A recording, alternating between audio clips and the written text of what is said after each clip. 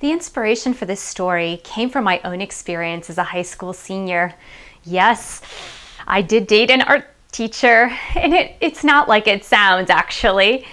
I met him when I was a senior, almost 18 years old, and we became fast friends. It was a very deep spiritual relationship, and that's something that I hope to portray in the book Forbidden Fruit, An Unlikely Love Story. Yes, it's very unconventional. I don't recommend anyone getting into this type of relationship, but I really wanted to portray the beauty of this connection among these two young souls, not to mention the strife and the discomfort that they felt as they pursued this forbidden relationship.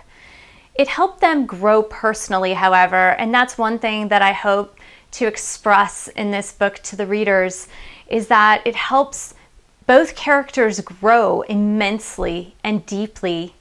The transition that Marissa goes through as she becomes an adult in this book is something that most young adults go through as they're turning from 17 to 18 and starting college. And this really personal transformation is precipitated by her relationship with Nick Smith, the young art teacher at St. Mary's Catholic School. I love this story. I'm in love with this story. It was really easy to write, not to mention that it was very cathartic. It's a story that I began writing about 15 years after I left high school. So enough time had passed, but it was this sweet memory that I had of that particular moment in my life. I wrote it as a work of fiction to really be able to develop the characters deeply. I was able to add a character that wasn't present in my real life. However, he is a comic relief in the story.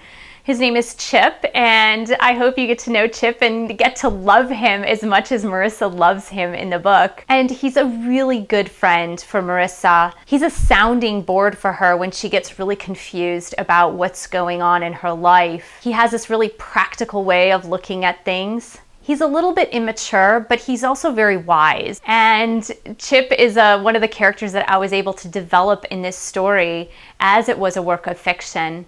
And I'll talk a little bit more about Chip in the next video. But I hope that you love this story just as much as I do. I am looking forward to writing the sequel to Forbidden Fruit, which is called Forbidden Europe.